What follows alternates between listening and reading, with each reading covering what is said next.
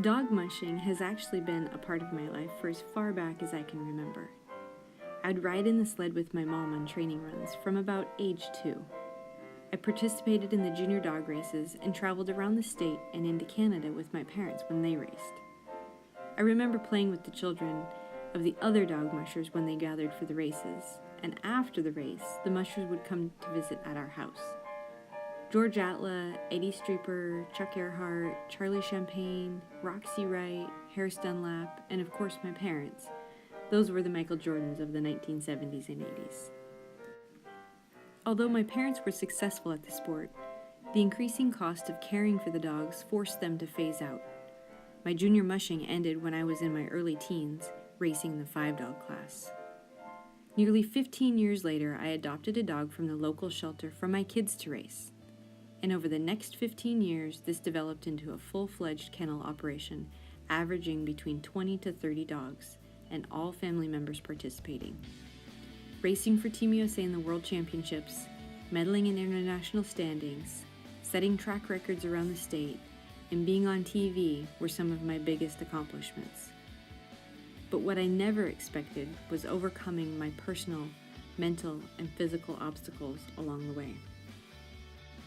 When I tell people that I'm a dog musher, they often ask what it is that I do, and I end up listing off the differences between sprint mushing and distance, and the similarities between dog mushing and other team sports, and how exciting it is to be on the back of a dog sled when your average speed's around 22 miles per hour.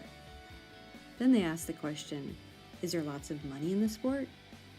And with an embarrassing grin, I say, no, it's not about the money.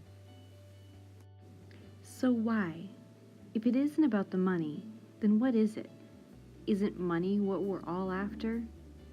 I have to ask myself the question, why do I participate in an activity that keeps my bank account in the red and involves plenty of blood, sweat, and tears? Maybe it's the connection I feel with my ancestors. Maybe it's because it's part of our culture as Athabascan people.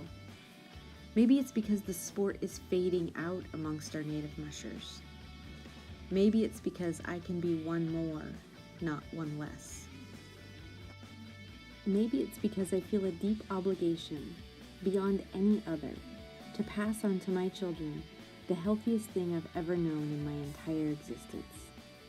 My entire existence. That sounds a little dramatic. How could that be? Breaking cycles is hard, but when someone's life depends on you, that's a pretty powerful motivation. There have been plenty of 40 below days that I would much rather stay inside my cabin and enjoy the wood stove heat. But because the dogs need us to survive, then no matter what, we're forced to get outside and help them. In order to be a competitive musher, you need to train your team regularly and feed them a healthy diet. If they don't eat right or sit around too much, then your race results will reflect that. And it's not just healthy for us dog mushers, it's healthy for others. There's a healing medicine that happens when someone is watching you run dogs. They feel stronger and healthier. We don't run dogs just to compete and win races. It's not about winning trophies or money. We come out for the people who are watching. Some of them are sick and can't race anymore. Some are elders, and some may have lost a loved one.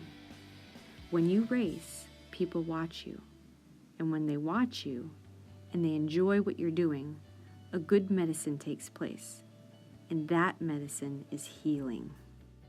That's why we run dogs. We're here to heal ourselves and heal our spirits. Keeping this tradition alive in our villages is more critical now than ever. With rising costs of everything from dog food and vet care to transportation and everything in between, the number of Alaska Native mushers is decreasing. Because dog mushing is filled with endorphins, dopamine, serotonin, and oxytocin, it has so many different positive aspects of health and wellness for our people. Physical, emotional, breaking negative cycles, setting healthy examples, building emotional strength, lowering blood pressure, reducing overweight and obesity, reducing the risk of chronic illness, and so on. It's more critical than we realize to keep dog mushing alive and well, to share with our future generations.